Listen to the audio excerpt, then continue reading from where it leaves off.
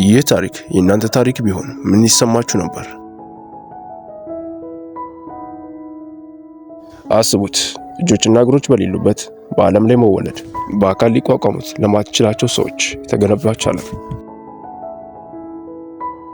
ይህ በ1982 በሜልበርን አውስትራሊያ የተወለደው የኒክ ቪጂች ሕይወት ነበር።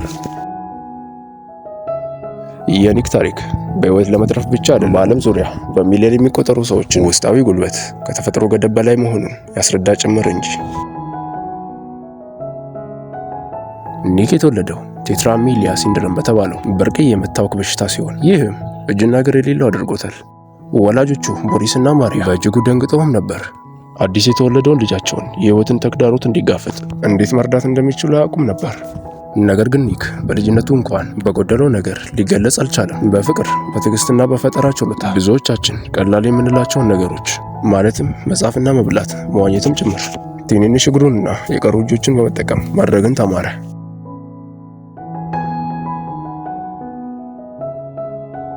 ሆኖም ማደግ ግን ቀላል አልነበር። በትምህርት ቤት ኒክ የማያቋርጥ ጉልበተኝነት ገጠመው። ልጆች በሹክሹክታና በጥቆማ እንዲሁም አንዳንዴ በጉልበተኝነት ሕይወቱን ሲኦል አደረጉበት።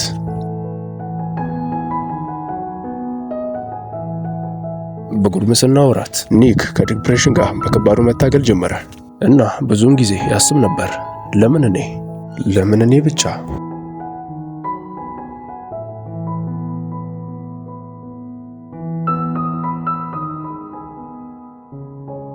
ነገር ግን ሕይወት በአስደናቂ ጊዜ ውስጥ ትምህርቶችን የማስተማር መንገድ አላት። በእምነትና በቤተሰቡ ድጋፍ እንዲሁም በራሱ ጽናት ኒክ ትልቅ ምስልን ማየት ጀመረ።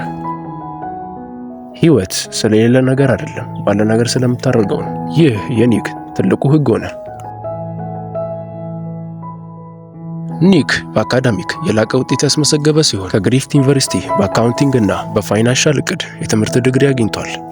ከሁሉም በላይ ግን ስጦታውን አገኘ፣ ሌሎችን ማነሳሳት። ከትንሽ ጀምሮ ታሪኩን እያካፈለና ቀስ ብሎ ትግሉ ውስን እንዳልሆነ ተገነዘበ።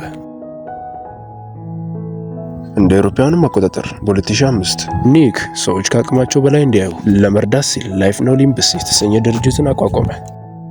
ኒክ ከአውስትራሊያ እስከ ኤዥያ ከአውሮፓም እስከ ዩናይትድ ስቴትስ በሺዎች የሚቆጠሩ ሰዎችን በማነጋገር ድፍረትንና እምነትን እንዲሁም ጽናትን በማስተማር ዓለምን ተዘዋውሯል።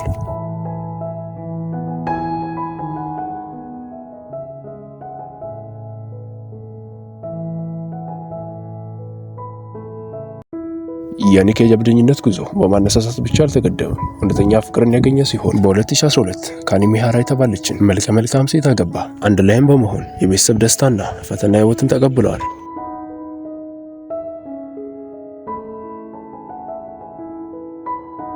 ኒክ በሚያስገርም ሁኔታ በዓለም ላይ በጣት የሚቆጠሩ ሰዎች በሚጠቁበት በሽታ ማለትም እጅና እግር ሳይኖሩ መወለዱን ዶክተሮቹ ለቤተሰቡ ሲያረዷቸው በዛ ቀዝቃዛ ሌሊት የተወለደ እጅና እግር የሌለው ጨቅላ ዓለምን እንደሚዞርና ለብዙዎች የአይበጋሪነት ምሳሌ እንደሚሆን የገመተ ነብይ አልነበረም።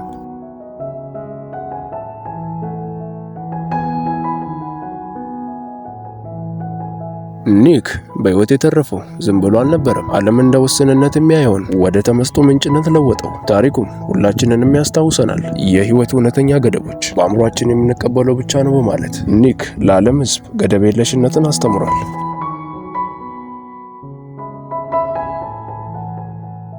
ምንም እጅ የለም ደግሞ ምንም እግር። ነገር ግን ሕይወትን ታምራዊ በሚያስብል መንገድ በውስጣዊ ኃይል የውጫዊ ኃይልን ገደብ አሸንፎ ይኖራል።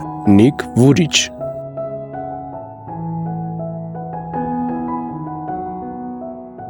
ታሪኩ ከተመቻችሁ ላይክ በማድረግና እንዲሁም ለተጨማሪ አነቃቂ ታሪኮች የሰብስክራይብ በተናን በመጫን ቪታሚን ማክስ ቤተሰብ ይሁኑ።